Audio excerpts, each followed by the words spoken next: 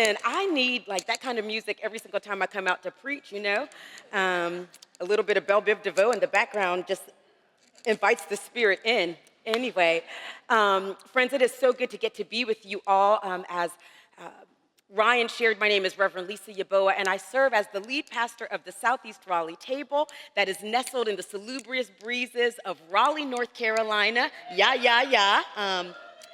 I actually grew up in the state of South Carolina, and I want you to know this. North Carolina and South Carolina are two very different countries. So I'm very grateful that I get to serve in North Carolina, even though I have a deep love for South Carolina. I do consider myself to be a joy bringer, and if I had to kind of like share what is the thesis of my life as a pastor, it is the fact that I do not want people to settle on life.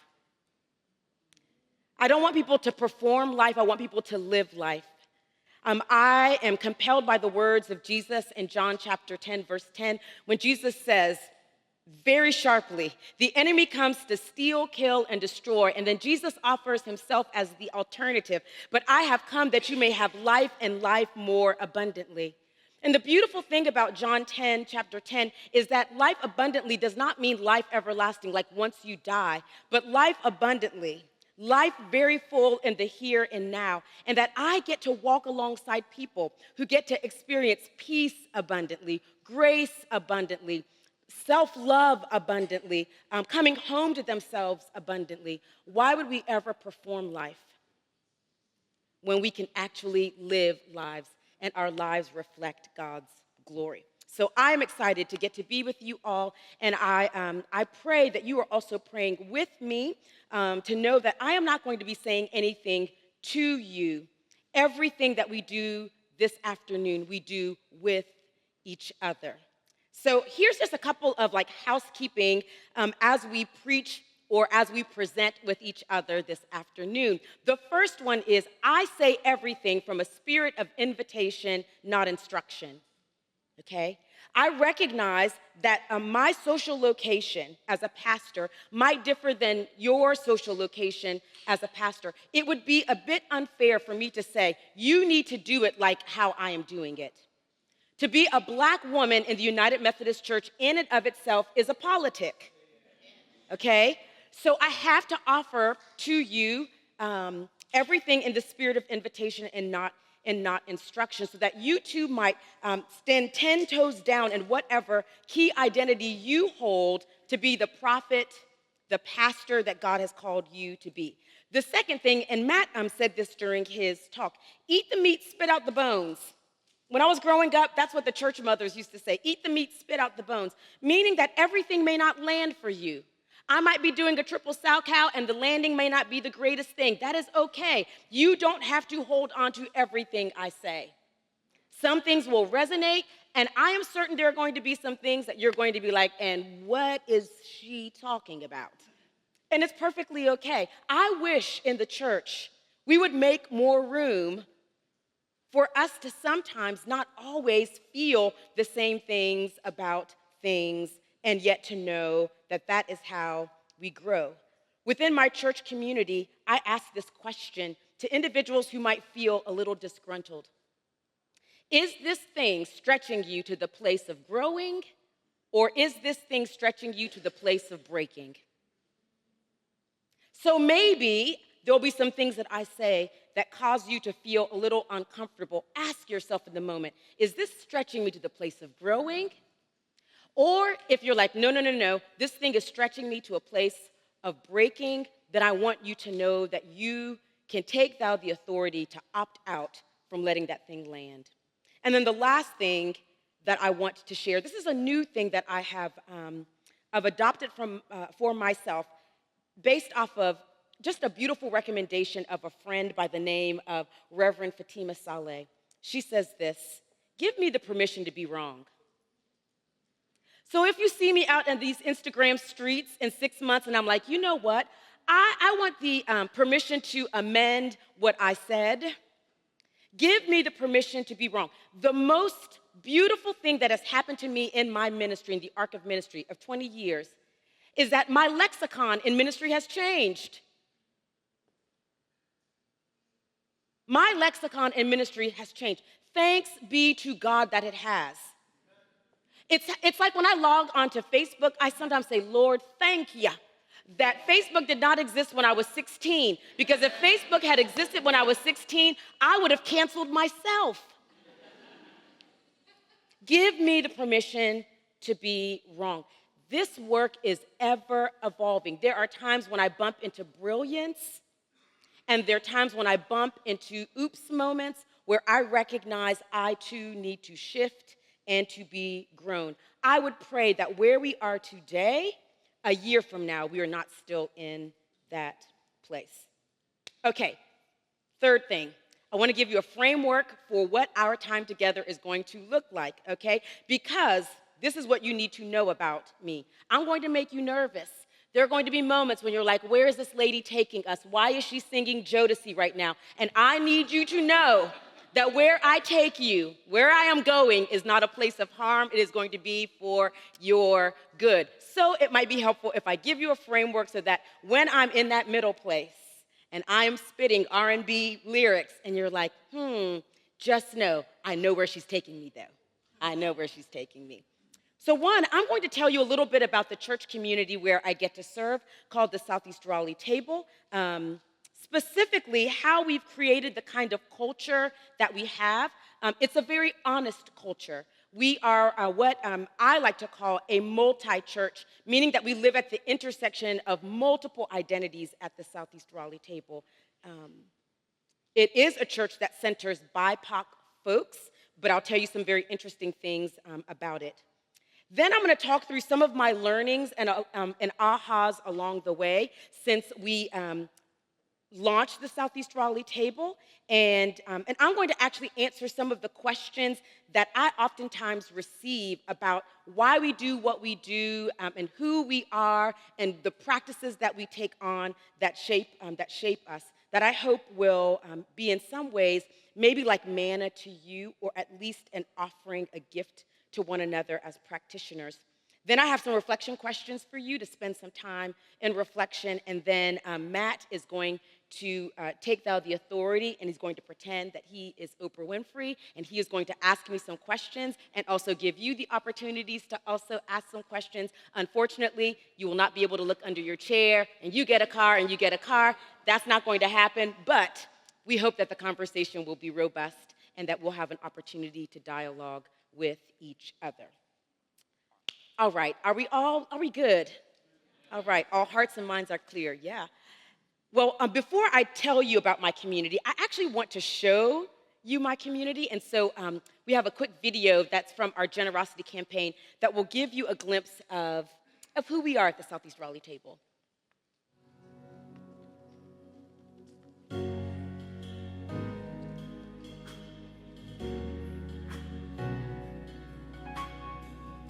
Hello, friends. My name is Reverend Lisa Yebuah, and I serve as the lead pastor of the Southeast Raleigh Table.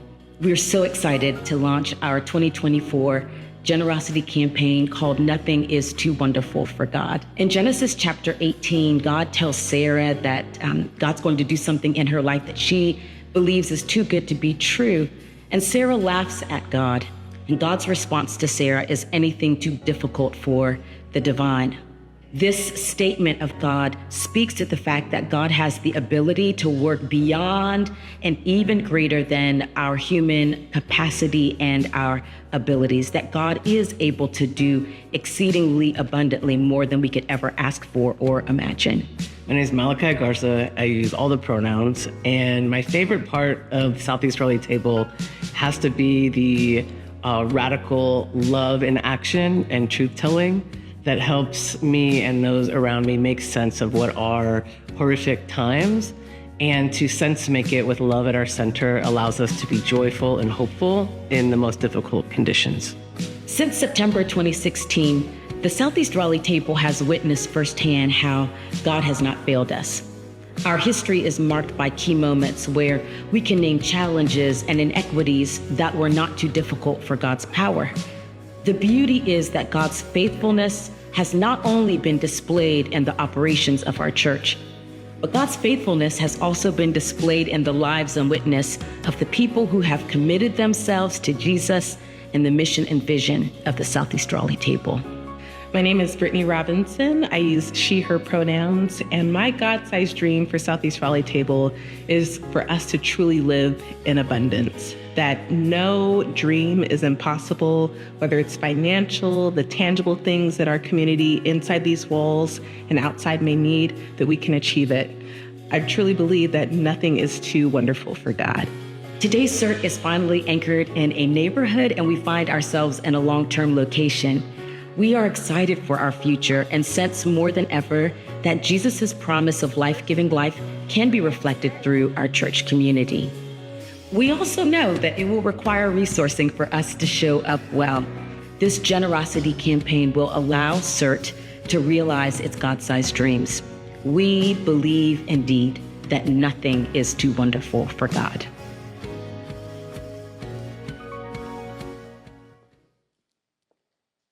Yeah.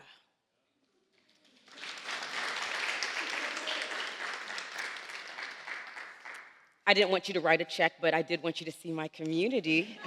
But if you want to write a check, I'm not going to stop the Lord from moving in your life. Hallelujah. No, let me share a little bit about the Southeast Raleigh Table. So the Southeast Raleigh Table, we are a parish-driven, parish-focused church, meaning that it matters to us that we are contextual based off of the community that we are connected to. It is why that the footage in this video was not only about our church building, but also to Current Wellness, which is the body positive gym around the corner from the church, Jack's Seafood, which is a restaurant in the church, a mainstay in the community.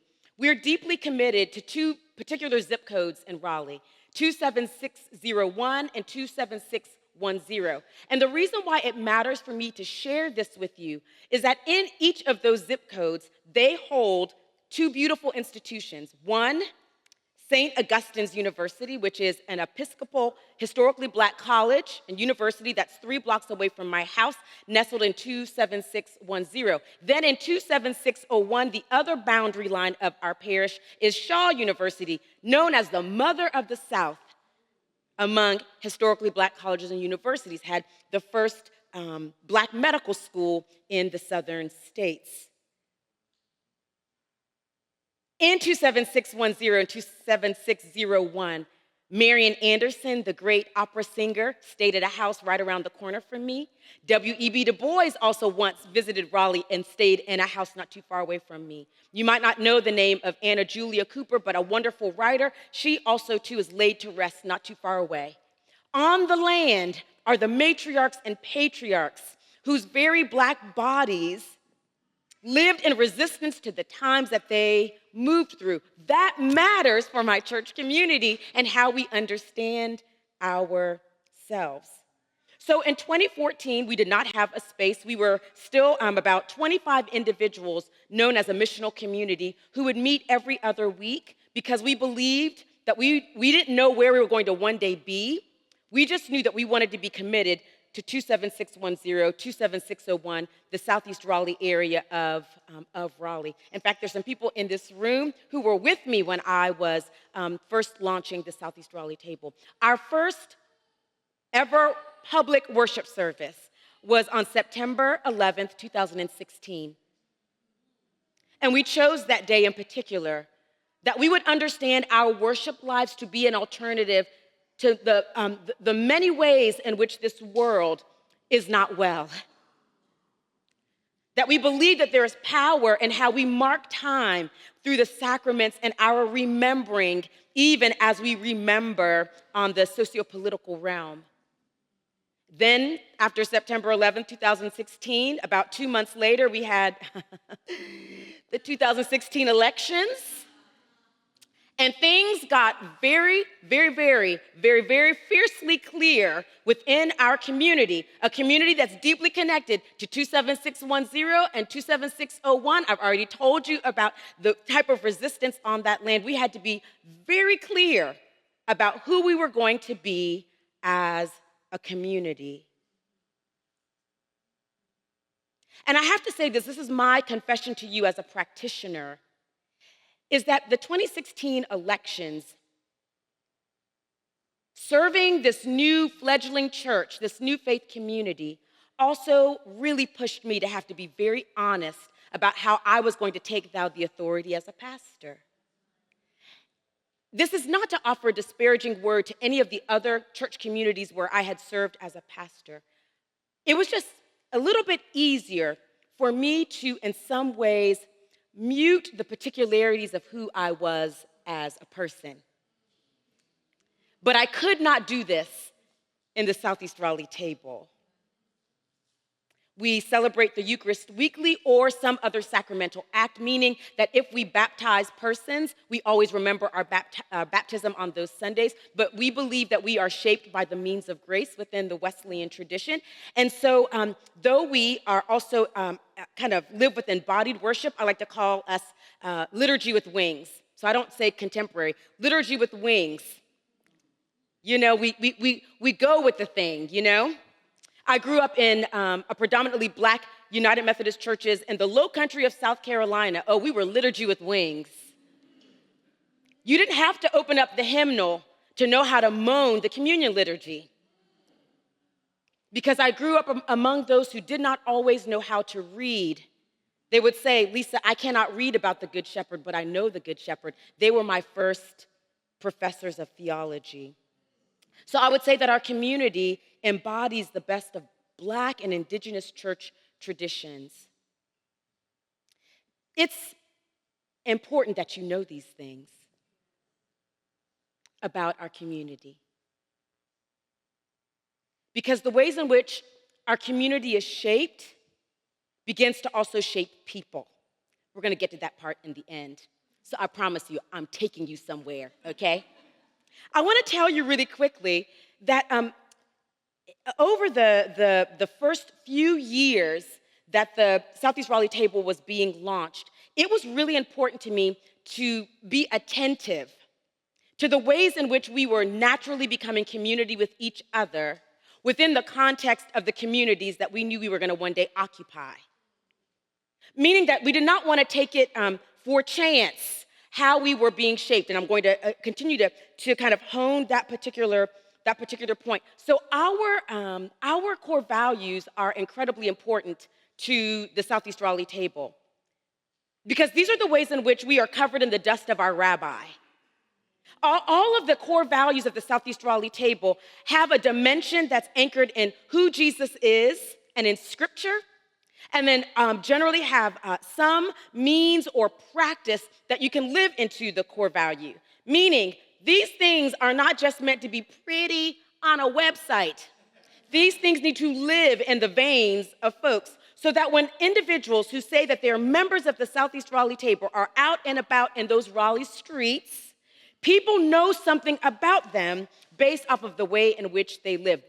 They are clothed. You know, when Jesus says you will be clothed with power from on high, you're going to be clothed with these Southeast Raleigh Table values that shape you and fashion you to look more like Jesus, distinctly like Jesus in the world. So the first one is we show up, which comes from John 1:18 or John 1:14, that the word became flesh and blood and dwelt among us, or Eugene Peterson's translation is the word became flesh and blood and moved into the neighborhood.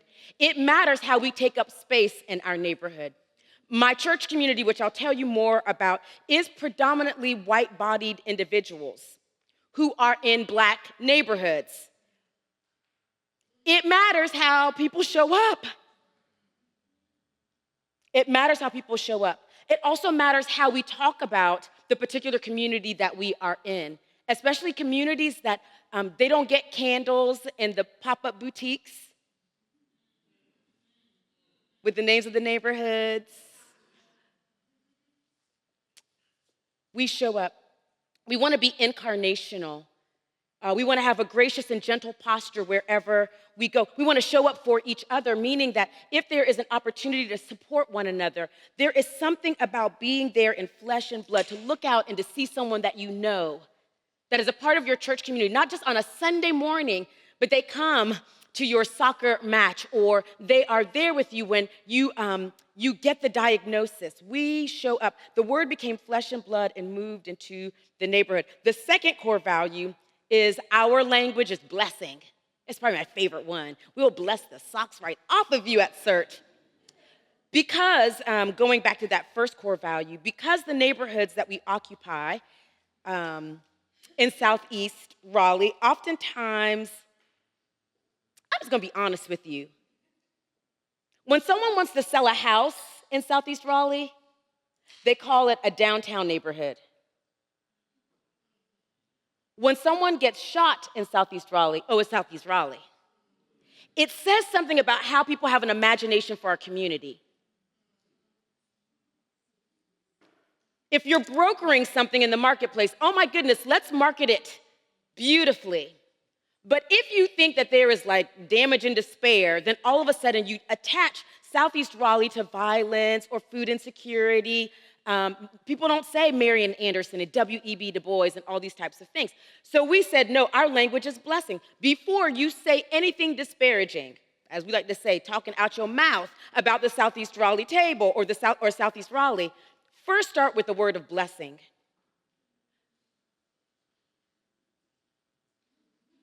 W.E.B. Du Bois lectured at St. Augustine's, and we understand that St. Augustine's is going through a difficult time. Start with the word of blessing. The same thing is also true then in our worship life.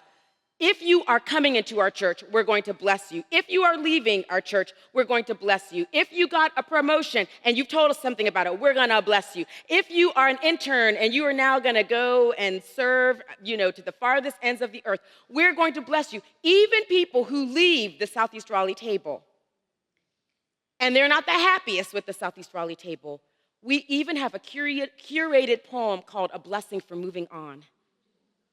Because everyone who's been a part of our community, we needed them to get to where we are. We may not just be able to hold them to get to where we need to get to. But we're going to bless because we needed the body. Our language is blessing. The third core value is we disarm with beauty. I think, again, in communities where oftentimes buildings are are built based off of utility or function, sometimes they lack beauty. Now, you'll notice that we didn't say disarm with opulence, because opulence can oftentimes feel very alienating. When you go into someone's home and you're like, if I do this, I'm going to knock down everything that's glass and all the porcelain cats. That's not what we mean. We have seen the glory, is what John's gospel says.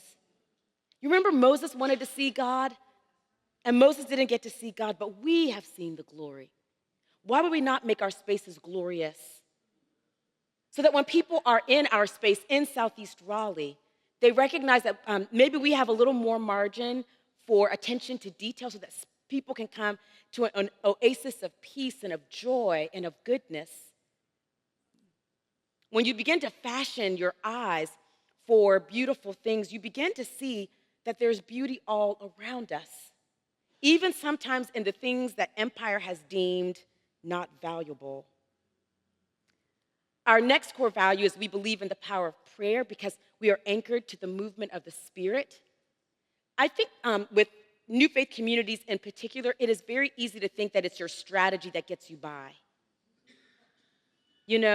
And what the consultant told you and how well you went by what the consultant told you. I'm not saying that those things are not important, but there's also still the God who creates and recreates, who is always moving in people's lives, who sometimes surprises us in the ways in which God is at work in us and also through us.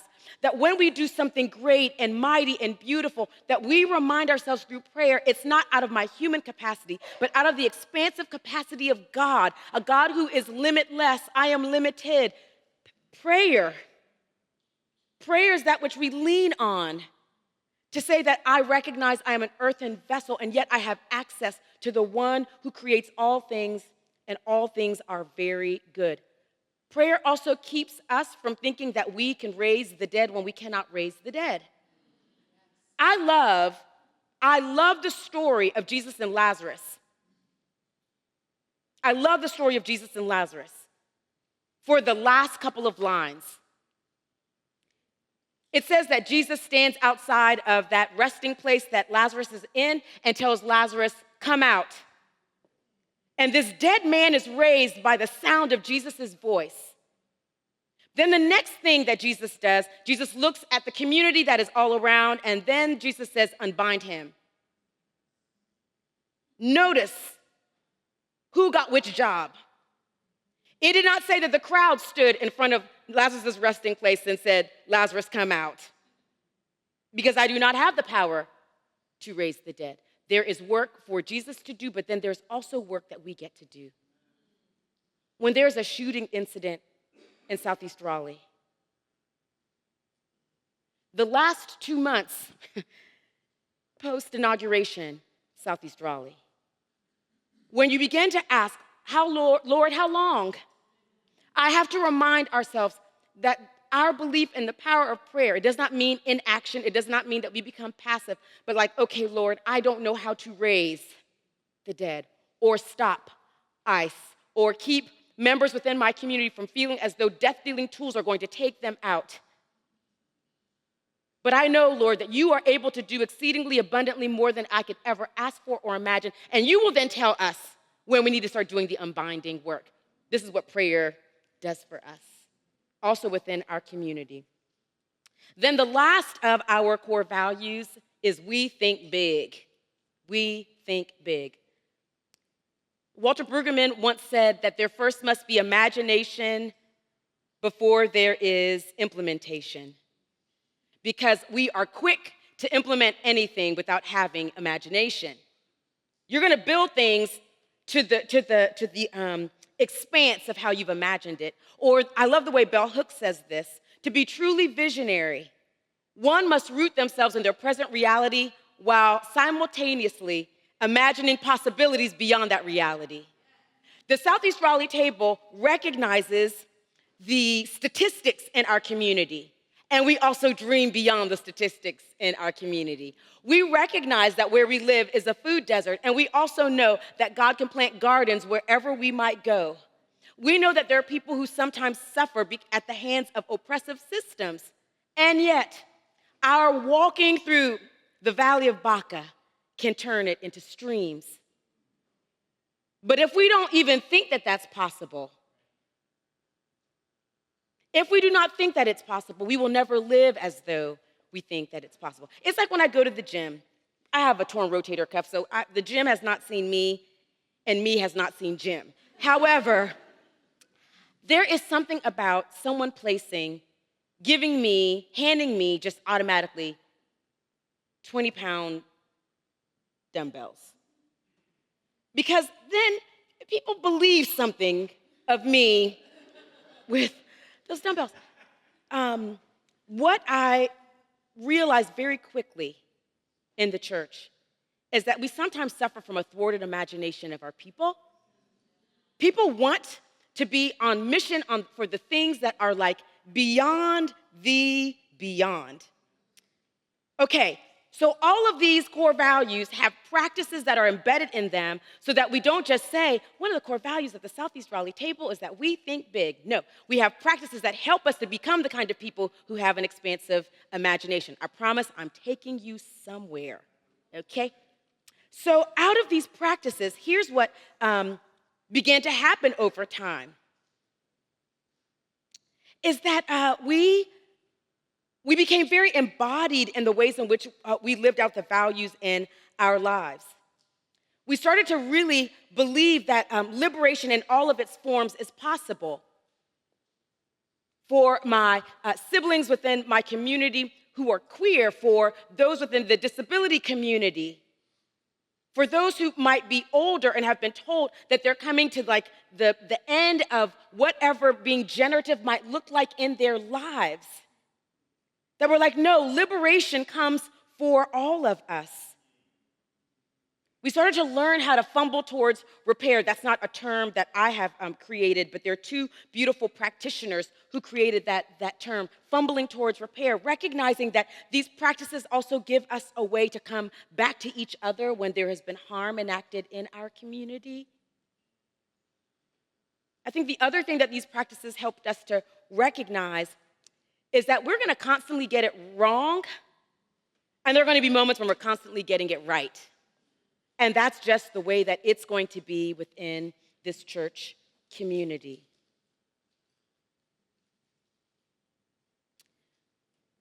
Why and where am I taking you?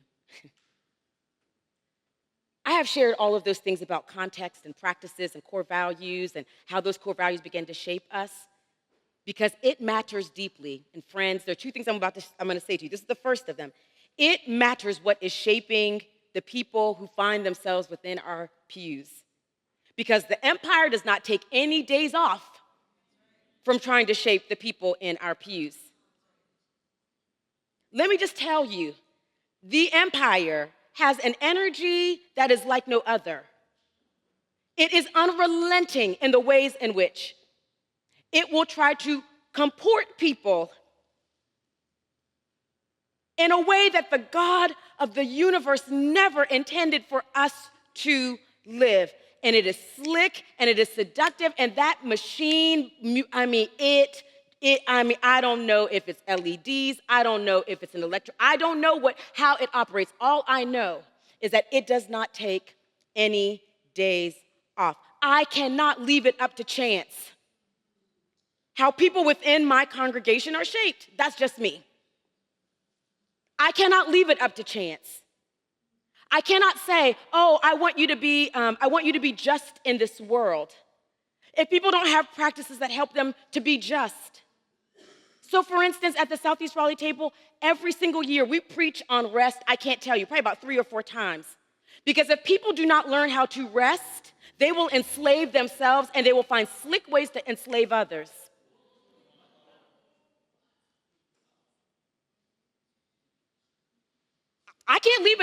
I cannot leave it up to chance because I don't want people emailing me talking about, you don't work enough. No, But I also, too, don't want people to be held hostage by the thwarted imagination of empire. From the day you took your warning cry, the empire is like, I wonder how I can make you work for me. We get a wonderful opportunity to have practices that shape people into the glorious way in which Jesus Christ, Son of God and Son of Man, glory that we get to see with our own eyes. How do we get to see the glory reflected in the people around us? We get the opportunity to co-labor, to participate with God, and helping people to be shaped in the ways of Jesus. Okay, now I'm about to take you to the transition statement / thesis statement. This is the second thing that I want you to hold on to in regard to why I have said all of the things henceforth that I have now said. I've mentioned this, is that the Southeast Raleigh Table is predominantly dominant culture, meaning the majority of the members within my church community are white. I sometimes say this, are white-bodied. So sometimes we talk about bodies of culture, meaning those who are persons of color, Black, Indigenous. So sometimes I'll use this language interchangeably. But I'm going to use dominant culture. Though the makeup of our church has more racial diversity across our racialized identities and intersectional identities than the average United Methodist Church. So let me just say that again. It matters how we're being shaped as well, because the Southeast Raleigh Table, which happens to be in a particular kind of neighborhood, the largest membership in my church, dominant culture, even though we have more racial diversity across racialized identities and intersectional identities than the average United Methodist Church. We are a multi-church. And when you are a multi-church that actually takes multi-identities seriously, you have got to be so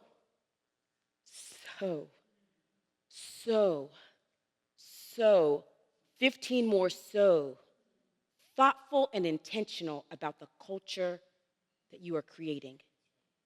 It will not work, and we will not be healthy if we are not an honest culture.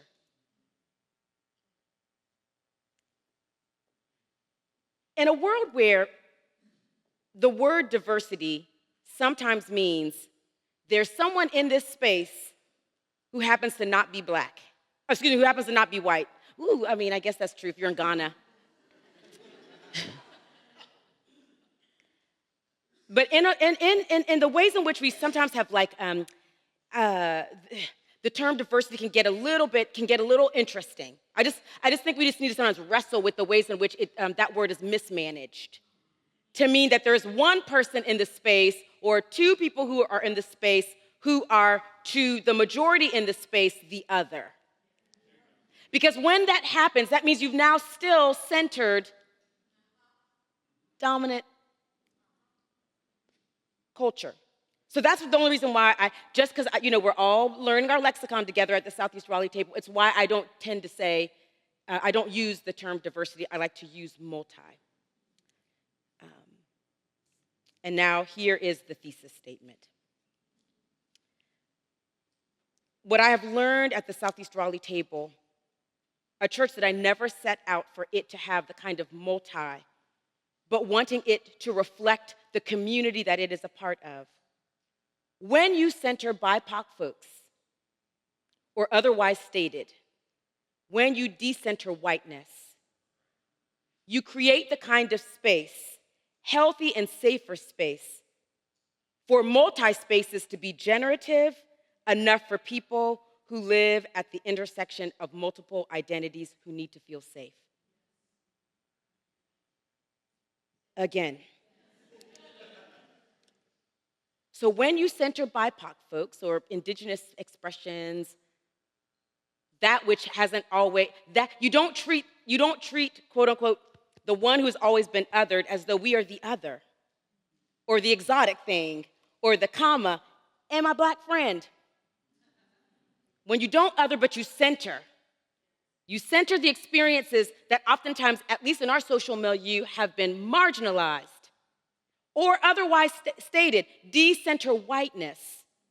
And I don't have time to do a whole sharp racial analysis and dominant culture.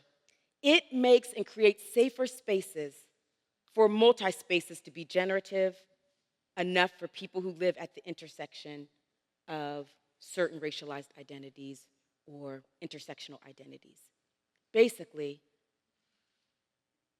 when you decenter, what in our culture oftentimes is centered, and all that we do, baked into the system, and you believe that God's inbreaking disrupts in such a way that we can live and have life, even if we do not, even in our worship and our church spaces, center that which the world centers, something else can happen.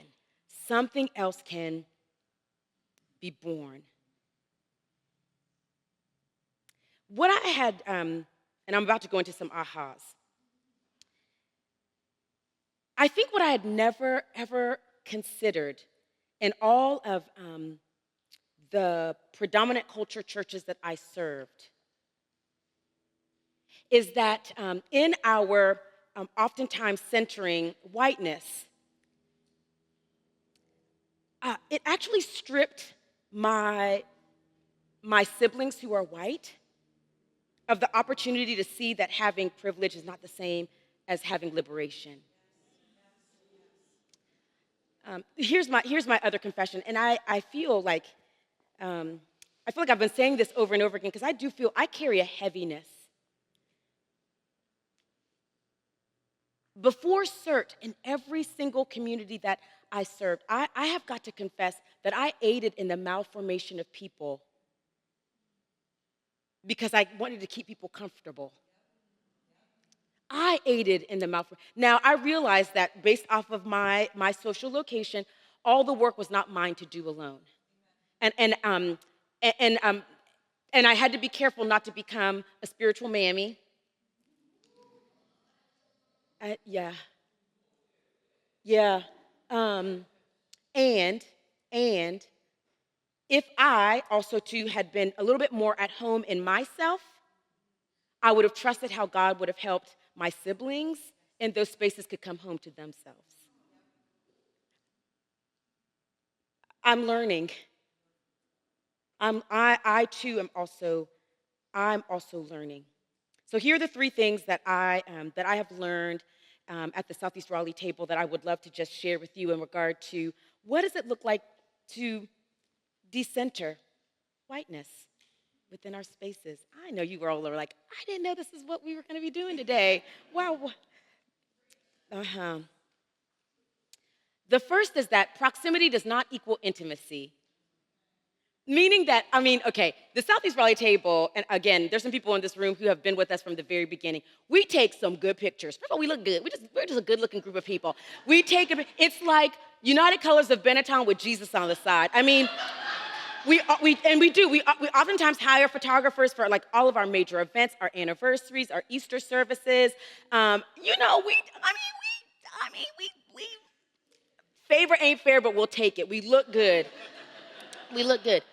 But, and you'll figure this out. Putting people in the same space does not automatically generate like intimacy. In fact, if that were the case, then all of our families would be close.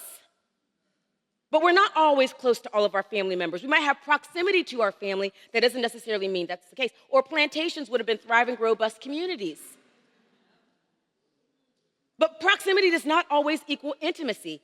This is why I used to tell people from the very beginning, I'm not trying to create a diverse church. I'm like, That feels like, woo. I'm not just putting people in a space together to hope that things will just kind of fall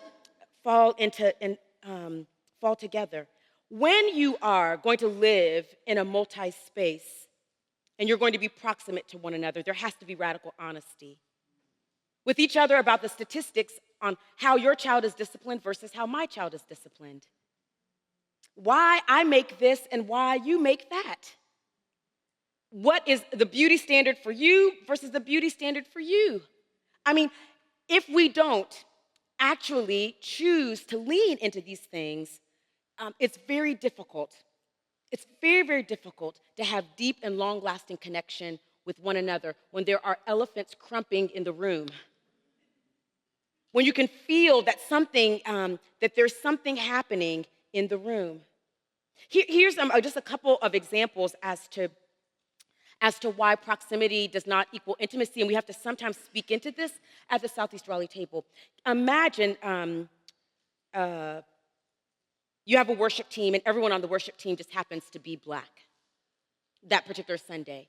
And let's just say that it's a Sunday where the majority of the folks who are sitting in the congregation or who are in that space in between are mostly white. We had a time at the Southeast Raleigh Table where, as individuals were learning to be habituated in a particular style of worship, there was a lot of this, which felt like to the worship team, oh my gosh, we just have a whole group of our white family members watching us. Well, if we don't contend with that, the earliest spaces were when Black and white individuals in particular shared space was generally around entertainment. Now, epigenetically, meaning so like in our DNA, epigenetically, we actually can feel the thing. We can feel that all of a sudden, this doesn't just feel like, oh, people are trying to figure out what it looks like to be habituated to a new style of worship or to a different way of being embodied in worship. It can feel very much like voyeurism on a Sunday morning. Like, oh, someone's is going to even worship on my behalf. Here's another moment at the Southeast Raleigh Table. I had two colleagues, one who is Japanese identifying, one who is Korean identifying. At our church, we generally take space to remember the internment of our Japanese siblings. I think it's Order 1098. No, I'm getting that wrong. Don't quote me. Don't write that part down. But the order that was issued for the internment of our Japanese siblings. Now, on that Sunday, you would think, oh, wow, this is good. We're gonna offer this up. And we did. And then my Korean colleague also had to say, and it can sometimes feel incredibly complex, that here's my Japanese identifying colleague who recognizes that our Japanese siblings at one time colonized or occupied Korea. We have to say those things because it's like we don't pretend. We don't pretend. And we don't die when we're honest. That's the other piece. Oh my God, we live to see another Sunday. Hallelujah. That's a testimony. We said the thing and we still lived. Glory. Here's one that's on me in regard to proximity is and having to be honest.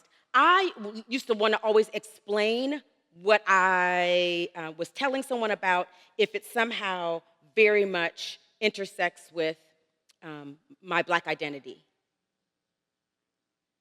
Oh, I'm a part of a sorority, and my sorority, we do blah, da, da, da, da, da. Oh, nope, now I no longer do that. Because Toni Morrison one time talks about how when you do that, you always explain the thing, it creates white gaze. As opposed to just saying the thing and believing that thing to be just as normal and just as understood as all the other things that I do not explain. Proximity to one another does not equal intimacy. However, proximity to one another has the ability to disrupt how we understand life with each other. Not to be an easy or false unity, but instead to do the hard work of being honest. Here's the second thing, is that it is important in spaces that you're going to decenter whiteness, that race is always on the table. So this is one of our guiding principles. If you go to our website, it is our first guiding principle. Race is always on the table. Notice the language is not anti-racism is always on the table. Race is on the table. Because race is the key identity in which we are understood and translated here in the United States. Every system, every institution, every organization, somehow, some way, it was codified, some racial construct to understand the thing. I started off and I told you that there are how many, that there are two, what kind of colleges in my community? It's codified. Now, no one says, NC State, the white, but that's neither here nor there. We won't talk about that, why that's not codified, but St. Augustine's and Shaw are codified in a particular way. When I come back to Beyond next year, we'll talk about that. But race is always on the table. It's the key identity in which we understand ourselves. And maybe the most revolutionary thing that has ever happened at CERT is inviting those who are also white to take seriously that they have a racialized identity. I mean, and it's also the place where people,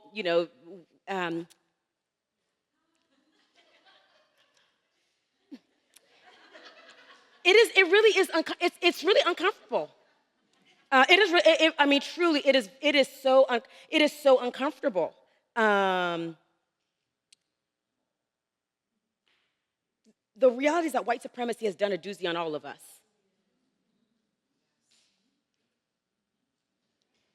The last three groups to be considered white in the United States were our Italian siblings, those of Irish descent, and those who are our Jewish siblings, which means that even this brokering to become something else, which means you have to die to something.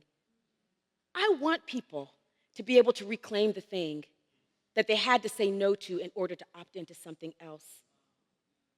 I mean, this is where, even with the key identity that I have, where I probably am extending the most grace, is that I want individuals who also are known as white to get to come home to something.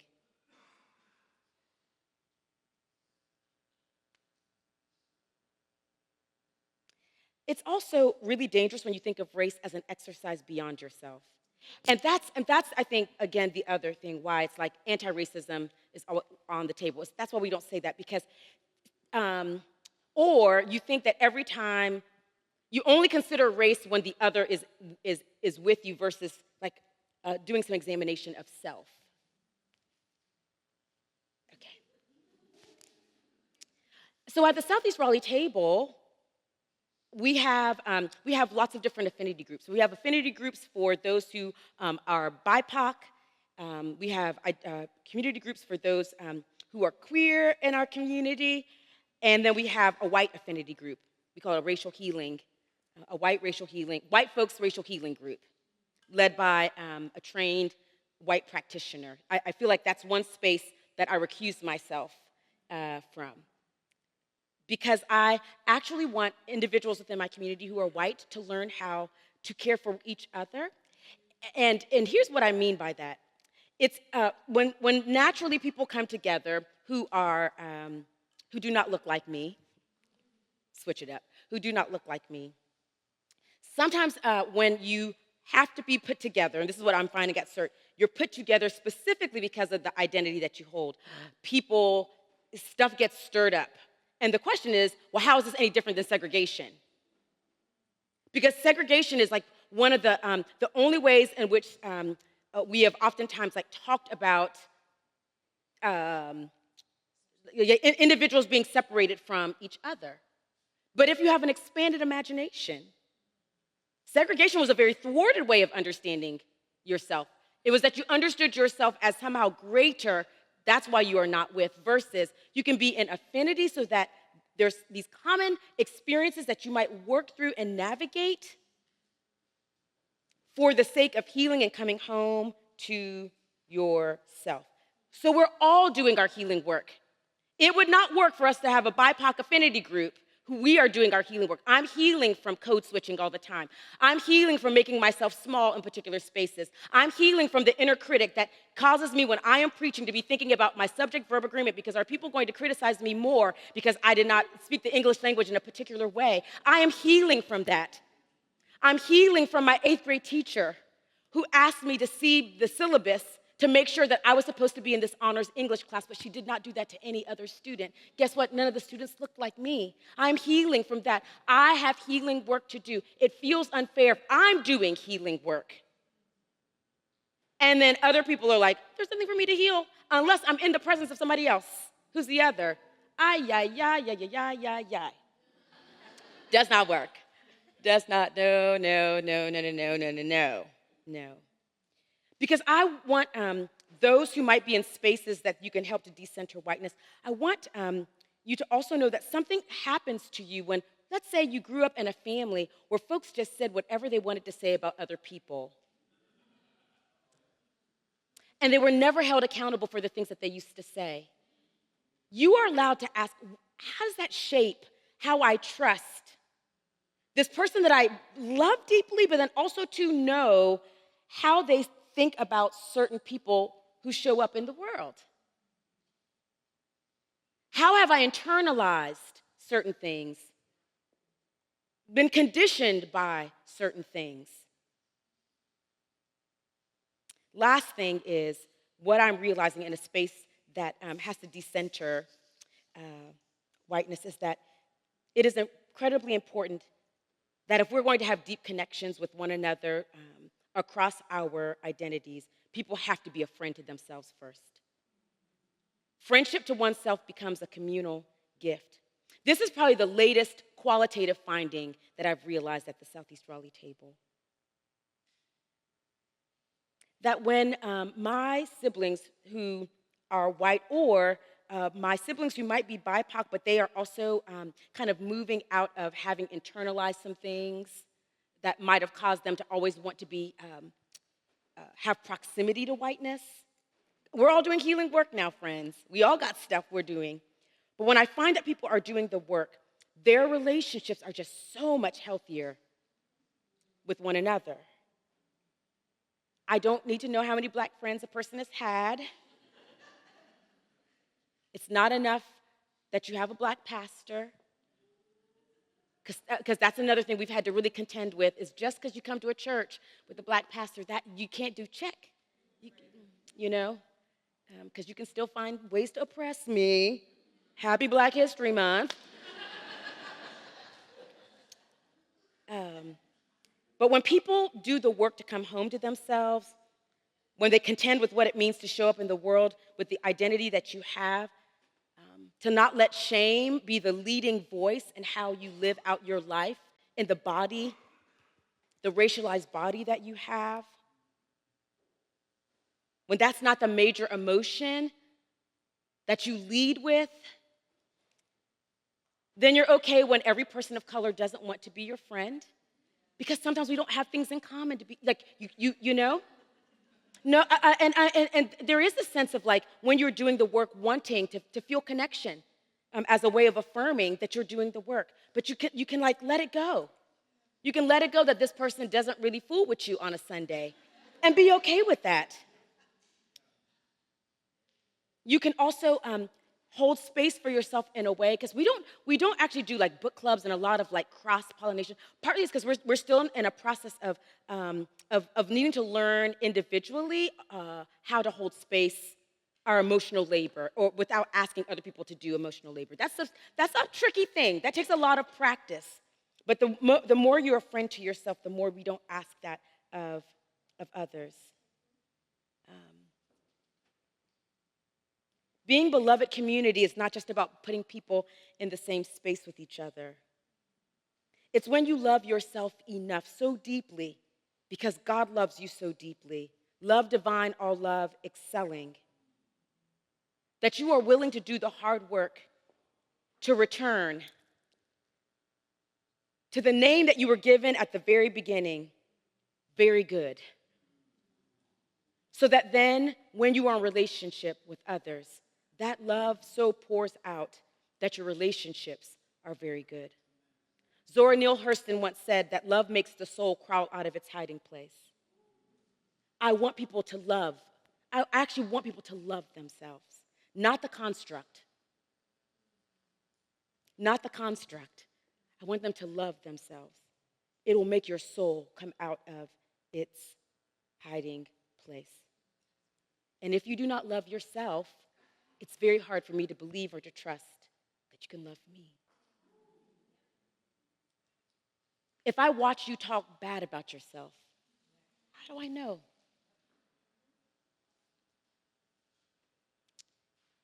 Well, I know we were going to talk about BIPOC community, but I think it was really important for me to share with you what it also looks like to care for all people in the community so that my BIPOC community is a healthy community. Okay, I'm going to invite, I'm going to invite you all to do some reflection. You can be like this, ooh, praise God, this lady is going to stop talking. We're going to give you a few moments to ask some questions. I would love to know, how do you approach race in your context? Okay, how do you approach race in your context? The next question, and this one might be the one that if you don't get to the other ones, I would love for you to get to, and that is, are you a friend to yourself? Like, are you a friend to yourself? And then the last one is, what's one practice you are cultivating or that you could cultivate that might help you to be a friend to yourself? One that I, in 2020 and 2021, for a variety of reasons, I had a lot of people to express their disappointment in me. It was a season where I was probably the most, like I just could not, yes, I have lived sometimes trying to mute the particularities of who I am. And it was not going to serve me well in 2020 and 2021 to do that. And people would say, I'm so disappointed in you, which for a person who's a people pleaser, that is, I mean, it's crushing. And one of the healing practices that I've had to cultivate is then I say out loud, I do not receive your disappointment.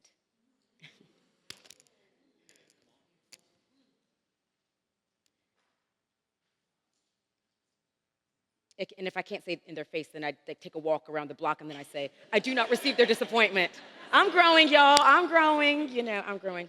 Anyway, how do you approach race in your context? Are you a friend to yourself? And can you consider one healing practice to cultivate? And so the 2 and 3 are about you, practitioners. It's about you. Okay. Y'all can talk or not, or just gaze lovingly into each other's eyes. Yeah, talk amongst yourselves. That's for you guys.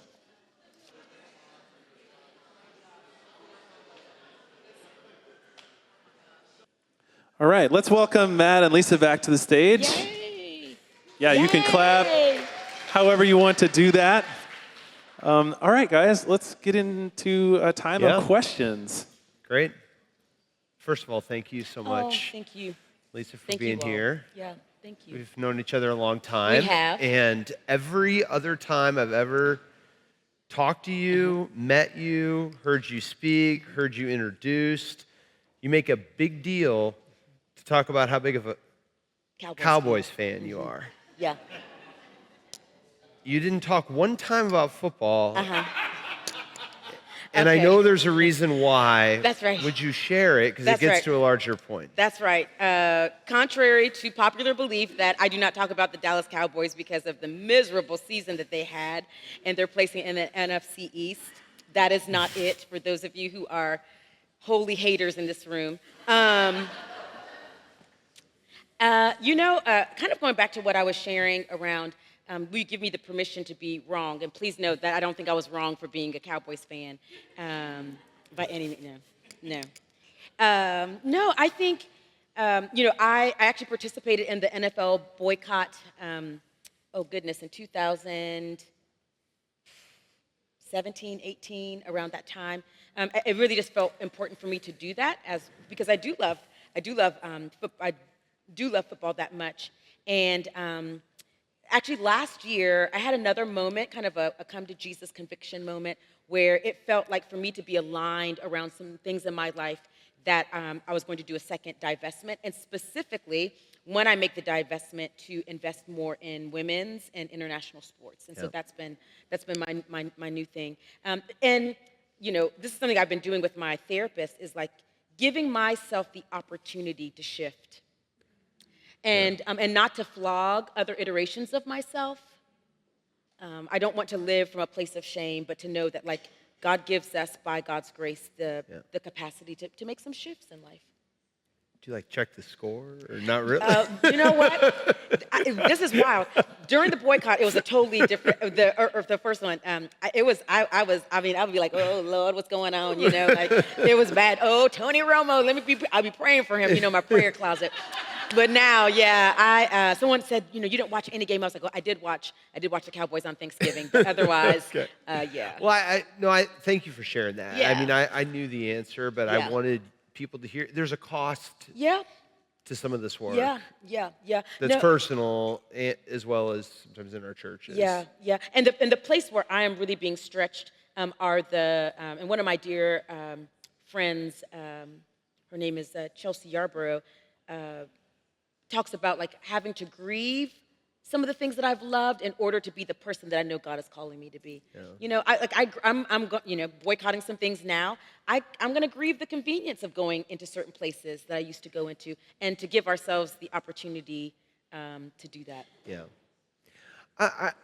I'm really curious. You talked a lot about Southeast Raleigh, but you showed that video. What are the plans? Like, what are the big plans through the Generosity Initiative? Yeah. Because that person out here who's going to write you $1 million check might want to know. I know. Tell us Whoever specifically, you are. What are some of the hopes and dreams? Like, where are you going from here? What's that campaign about? Yeah, so we have 3 major buckets, but the last bucket is the one that makes me really excited about having God-sized dreams for our community.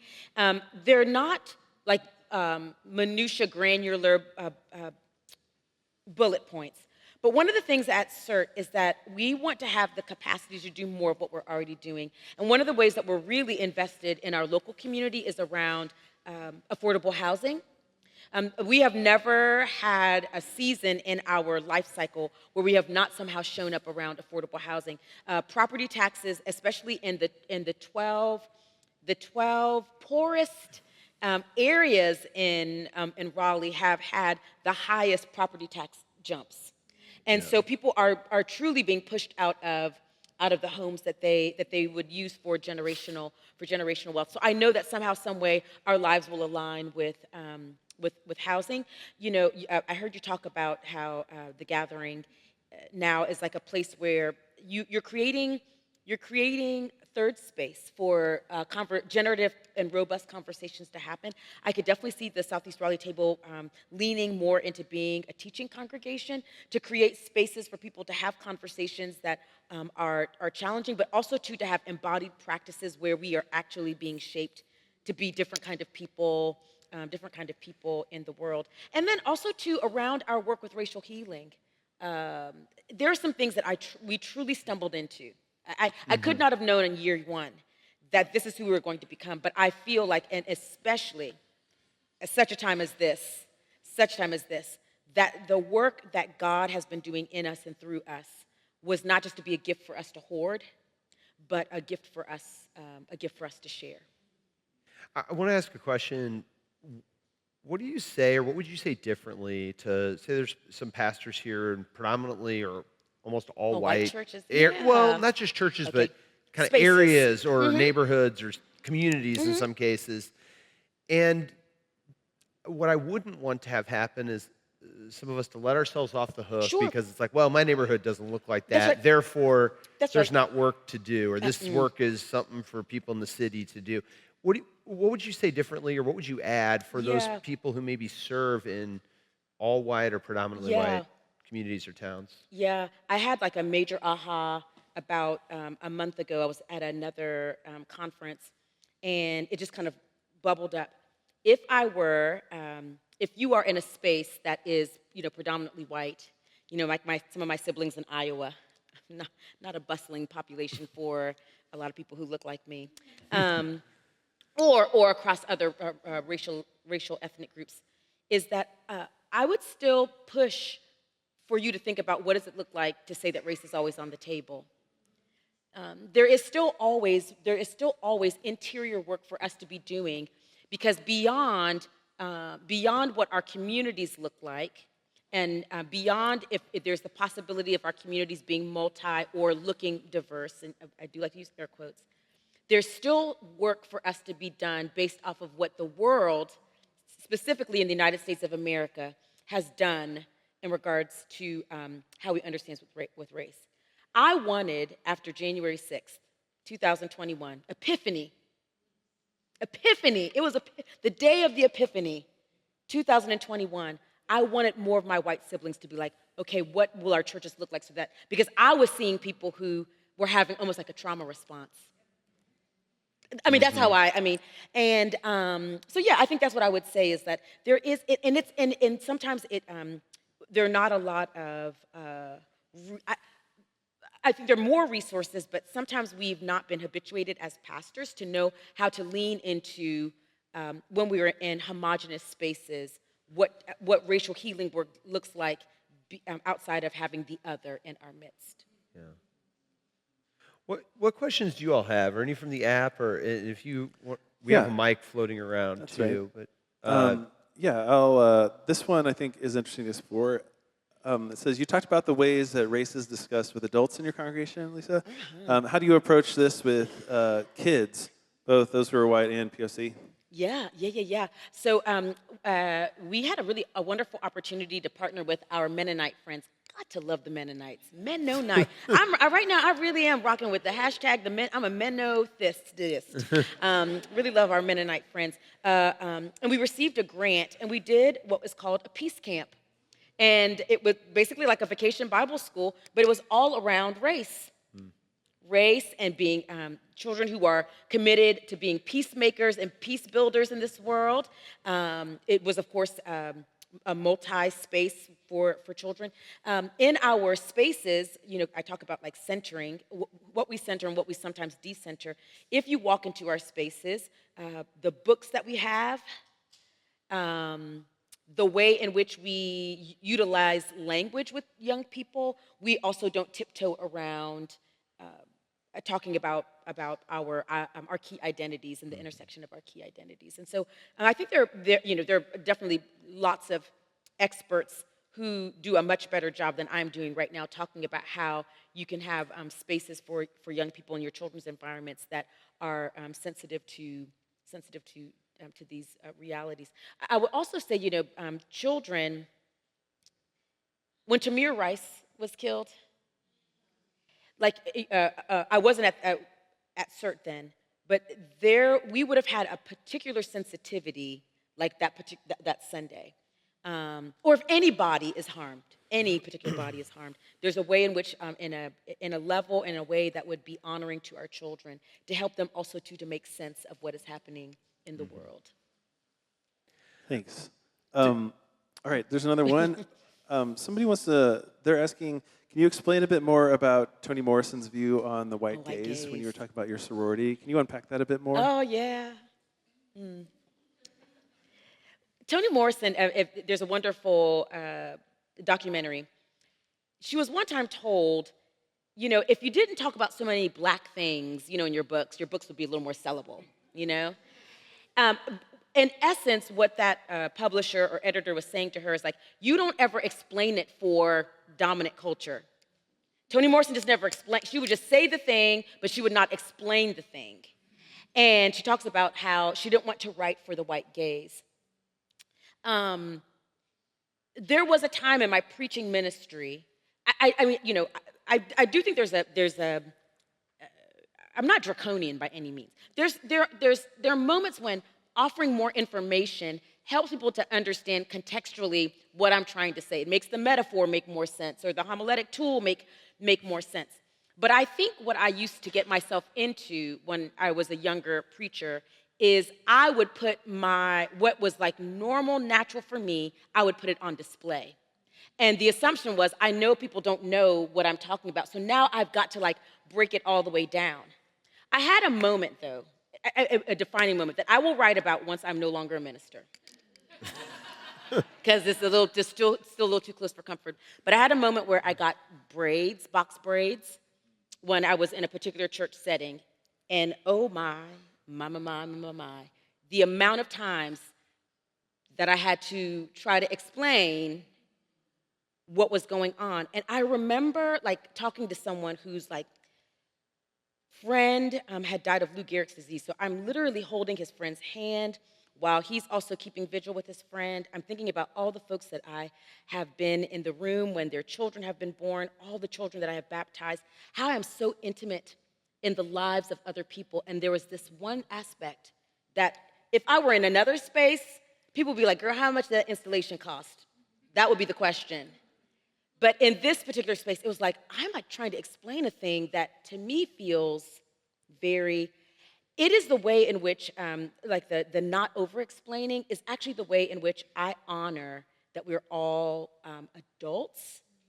And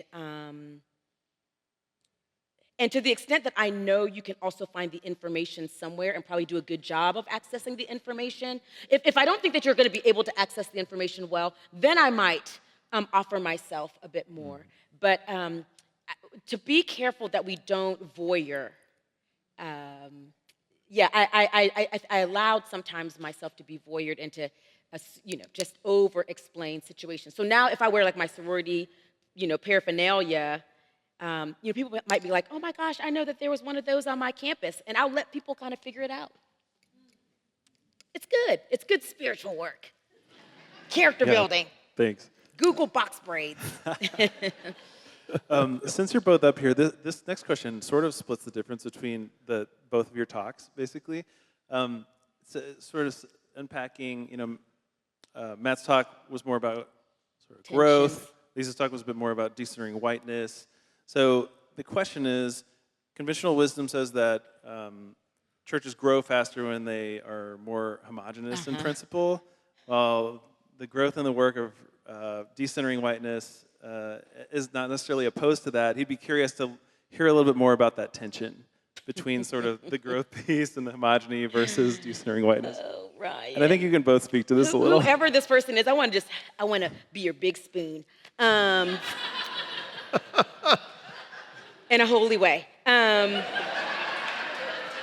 Because I don't think I could have gotten away with saying that. Yeah, I know. The amount of times on difficult days that I have said, homogeny is a luxury. Mm-hmm. I have to work so hard to be thoughtful because I'm in a multi-space. It is beautifully exhausting how thoughtful. I have to always be thinking about what will this thing mean for this body, for the body that occupies this racial identity, for the body that is within this particular community, for the body that identifies in this particular way. Now, if I did not take people's identity seriously, it would be easy. But if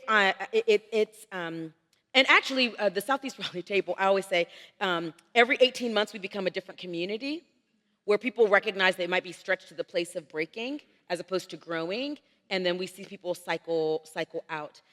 Versus just down the road, the other new faith community that was launched out of kind of our sibling church, kind of a larger United Methodist church, their growth was very exponential. partly because of a bit more homogeneity. So I think some of it too is I had to learn how to reevaluate what I consider to be successful numbers, and that we would always say that we are slow grown and deep. And so during the pandemic, there were lots of ways in which our community held together that I watched other communities not be able to hold together, that I was like, oh my goodness, because we have gone slowly and because we've gone thoughtfully and intentionally. Maybe we didn't go as big. We've been able to, in some ways, navigate some things together that maybe some other communities had a bit more challenge. Yeah, I'll sort of speak a little bit kind of along that same line. I think that, when it comes to growth and homogeneity, and I think that we have to remember, I mean, we're a church. There are things more popular than church if you want a lot of people. Mm-hmm. Right? So this is a sliding scale. I mean, if I wanted to just get a lot of people, there are probably better gigs out there than church. But we're a church. I'm hopelessly, into Jesus. And so I'm kind of boxed in by what and who Jesus is. And I'm trying to draw people to that. Yeah. Similarly, I would say we could just say, well, forget all this, decentering whiteness and trying to be diverse and all that. We're just going to go with what we're best at. But I would say, yeah, we could do that, but that sort of ceases to be what Jesus was about, or what the kingdom was about, or what Revelation imagines heaven being like. And so there's sort of a mandate, I think, in some of this that we have to try to be a church that embodies the kind of community that Jesus talked about, and try to reach people with the beauty of that community in a world where there are other cheaper ways to get big numbers. And so I think that, maybe homogeneity is easier to grow, but I think there's a lot of things that are easier to grow than church. But we're sort of into church around here. Yeah. And so we're trying to figure out how to grow this thing. Good. So that's a little bit how I think about that. Yeah. Yeah, thank you guys. And this kind of continues to lean into this for both of you. How are you speaking about or not speaking about the denunciation of DEI in your congregation now? I want to say something before you talk, because it goes back to something that you said earlier when I asked that question about, not just predominantly white churches, but churches in white small town Missouri or whatever. I was thinking race is always on the table. In some ways, I mean, Trump has put race on the table everywhere by cutting all this DEI stuff. I mean, even in predominantly or all white schools or communities, there was DEI efforts somewhere in a school district, and this gives us an opportunity. It is on the table, even if we think like, well, I don't really have anything to talk about because we're in an all-white community.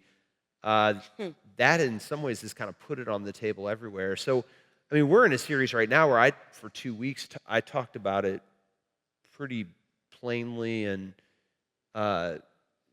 so we're talking about it here, but go ahead, Lisa. I just thought of that as kind of another answer to that question. That's a really great question, because this past Sunday I shared that one of the reasons why we keep Christ time with the church, why we hold to the liturgical calendar, is that the calendar or the pace of empire will exhaust you and kill you. I mean, the last 2 months that have felt like 2 years almost took some of my people out. Yeah. Their nervous systems were all over the place. And so we just talked about what does it look like. The sermon I preached before the inauguration was Don't Forget Your Tambourine. And it was about Miriam in the wilderness with her tambourine. Because we're going to be in a wilderness wandering. We're going to need to sometimes pack our instruments of praise, not weapons of war.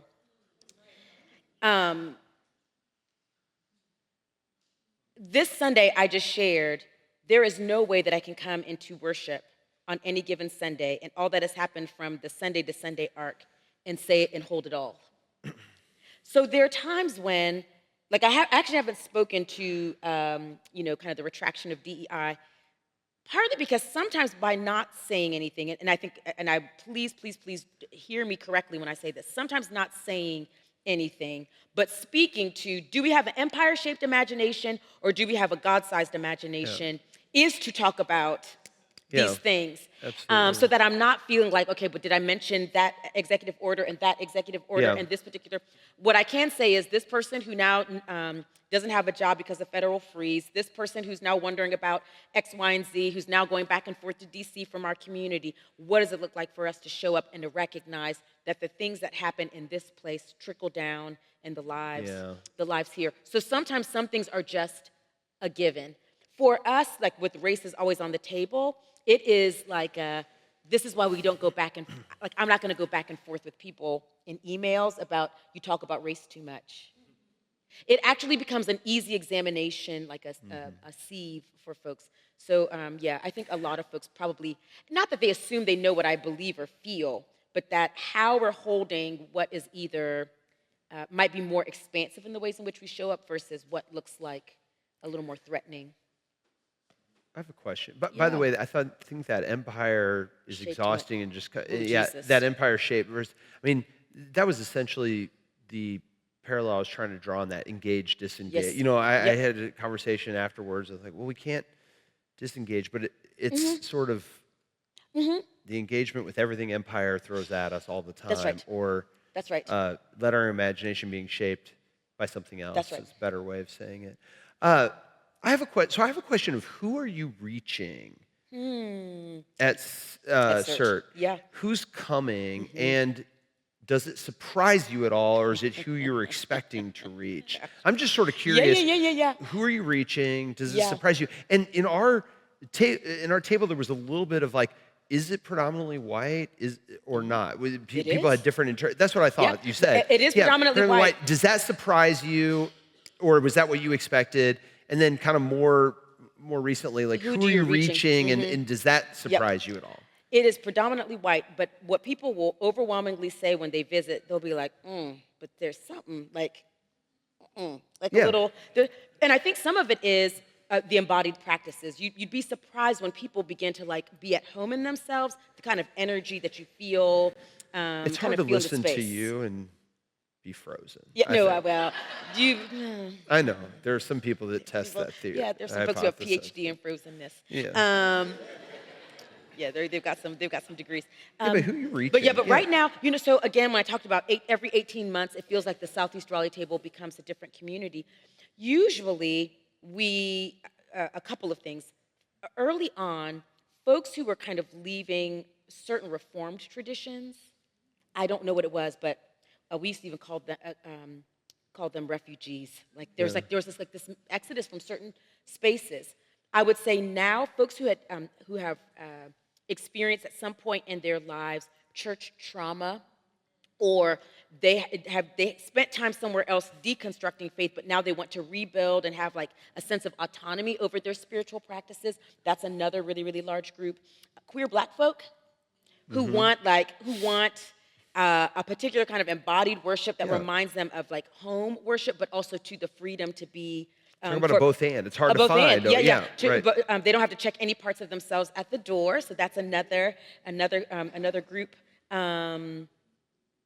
And I would say folks who are committed to like justice movements, but who understand the both and of like I think of Wesleyans.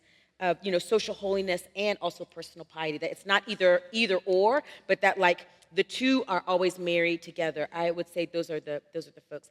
We definitely get influx after there is something that happens that grabs national attention.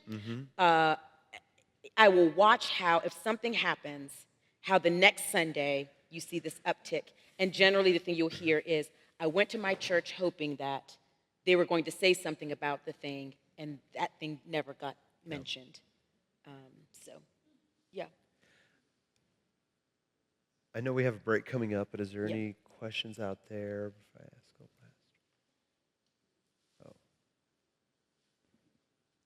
This is kind of random, but in one of your introductory sentences, you named Fatima Saleh. Say that again. In one of your opening sentences to us today, this is a random thing, you named Fatima Saleh. Yes. And that just stands out to me. I would love to hear about your connection to her and what you bring of her to this time today. Yes, no. So, Can you Fatima. repeat the question just in case Yes. people So didn't- the yeah, question thanks. was in my talk, I mentioned a friend and also to someone who I would just say is a beautiful spiritual guide, contemplative, mystic, all the beautiful things, my sis, by the name of Fatima Saleh. And she is someone who is absolutely incredible. Fatima probably knows how to create practices around everything in our lives that might feel ordinary to help you to see how the divine is connected to it. She has practices of holy release. She has practices of how you tend to the things that are dying in your life. And that's how Fatima and I actually met through another one of my colleagues. Fatima actually one day called me up out of the blue. We have, some connections. But she called me up out of the blue and just said, "Oh, God spoke to me in my kitchen, and I need to tell you something." And I'm of the opinion that when someone calls you randomly that you had not ever met, you get out a notebook and you write down what they're going to say. And I still have those notes because the first thing that came out of her mouth was this: "Lisa, you're not a limitless resource." And it was kind of like we were like going from 2021 into 2022.